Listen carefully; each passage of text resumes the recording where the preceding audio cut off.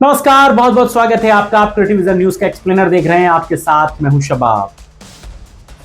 केरला, तेलंगाना, तमाम राज्यों में नगर निकाय के चुनाव हो रहे हैं। बंगाल में भी नगर निकाय के चुनाव होने हैं। लेकिन तेलंगाना की राजनीति में एक ऐसा बड़ा उलटफेर हुआ है जो बीजेपी को सोचने पर मजबूर करता है।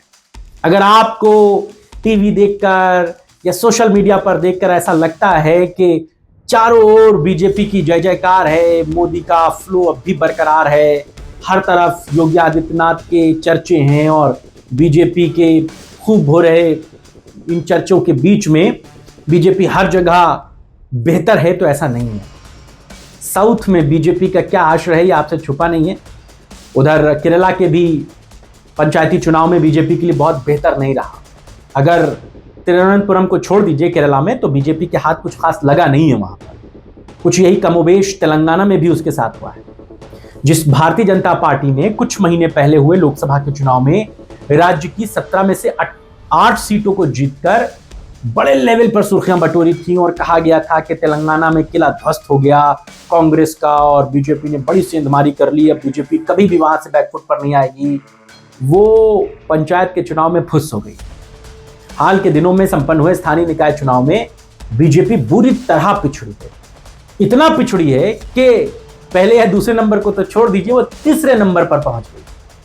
इसने बीजेपी की लोकल इकाई को भी कटघरे में खड़ा कर दिया है।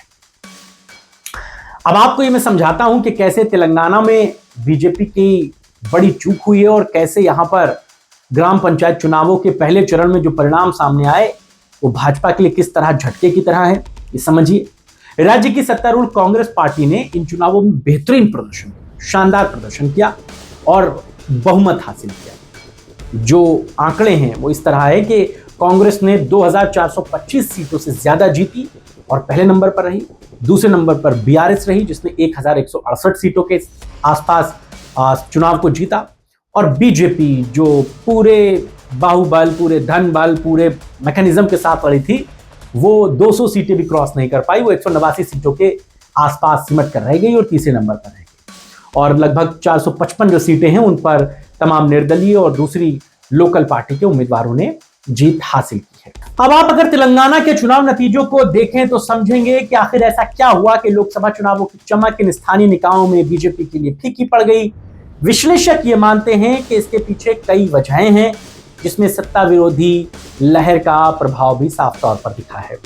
विधानसभा चुनाव में बीआरएस की हार के बाद स्थानीय स्तर पर पार्टी के खिलाफ एक मजबूत सत्ता विरोधी लहर थी और इसका सीधा फायदा कांग्रेस को मिला।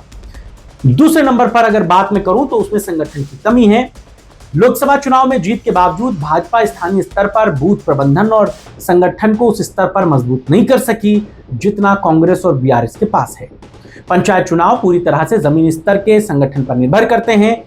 इसके साथ ही साथ कांग्रेस का जो आक्रामक अभियान था, जो आक्रामक रवैया था, वो उसकी जीत का कारण बना है।